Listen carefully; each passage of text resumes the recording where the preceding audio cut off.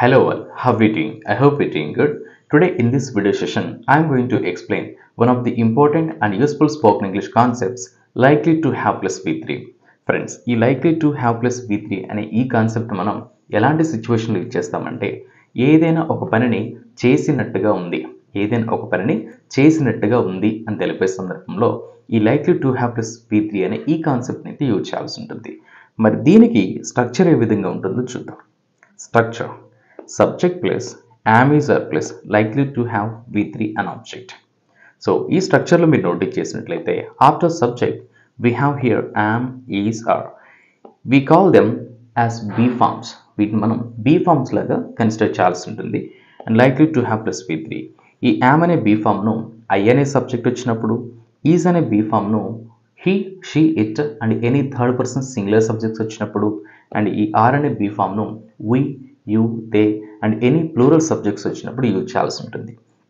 Okay friends, now I am going to provide you 5 examples and after completion of these examples I would like to provide you 2 exercise examples as well. Alright, number 1 example. పోలీసులు కావాలనే అతనిని arrest చేసినట్టుగా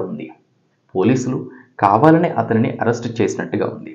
so ఈ స్టేట్మెంట్లో మీరు notice చేసినట్లయితే మన డెఫినేషన్లో ఏమనుకున్నాం, ఏదైనా ఒక పనిని చేసినట్టుగా ఉంది, ఏదైనా ఒక సబ్జెక్ట్. ఇక్కడ పోలీసులు అనేవారు సబ్జెక్ట్ అవుతారు. పోలీసులు ఏం చేసినట్టుగా ఉంది, అరెస్ట్ చేసినట్టుగా ఉంది, అంటే ఏదైనా ఒక పని చేసినట్టుగా ఉంది.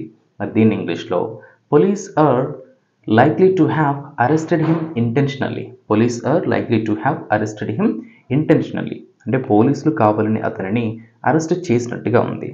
అండ్ సెకండ్ ఎగ్జాంపుల్, అతను ఎగ్జామ్ గురించి మర్చిపోయినట్లుగా ఉంది.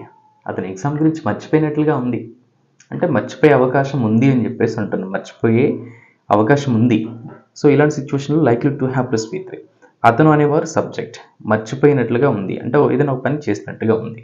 మరి దీన్ని ఇంగ్లీష్లో he's likely to have forgotten about the exam. అంటే అతని ఎగ్జామ్ గురించి మర్చిపోయినట్లుగా ఉంది.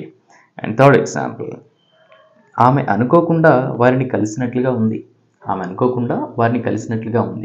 సో ఇక్కడ కూడా ఆమె అనేవారు సబ్జెక్ట్ అవుతారు, కలిసినట్లుగా ఉంది.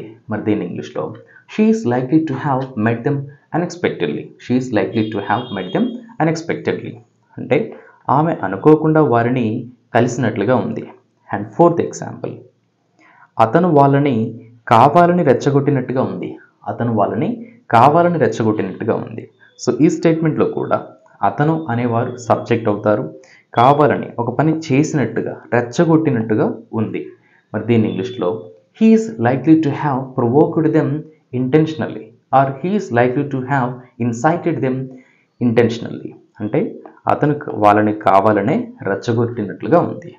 అండ్ లాస్ట్ ఎగ్జాంపుల్ హియర్, మనం వారిని సమస్యల్లోకి నెట్టినట్టుగా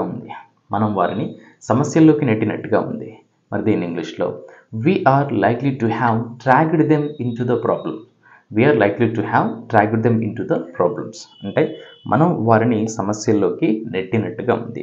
సో ఫ్రెండ్స్, ఈ విధంగా ఏదైనా ఒక పర్టికులర్ సబ్జెక్ట్ ఏదైనా ఒక పని చేసినట్టుగా ఉంది అని తెలిపే సందర్భంలో మనం ఈ likely to have plus V3 అనే ఈ స్ట్రక్చర్ని అయితే యూజ్ చేయాల్సి ఉంటుంది.